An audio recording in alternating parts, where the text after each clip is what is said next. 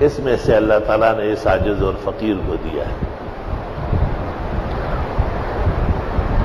ایک آدمی میرے ساتھ یہاں صبح صبح میں ٹہلتا تھا، گیٹ سے وہاں دارالحدیث تک اور گھر تک، ایسا آئی ایم واکنگ۔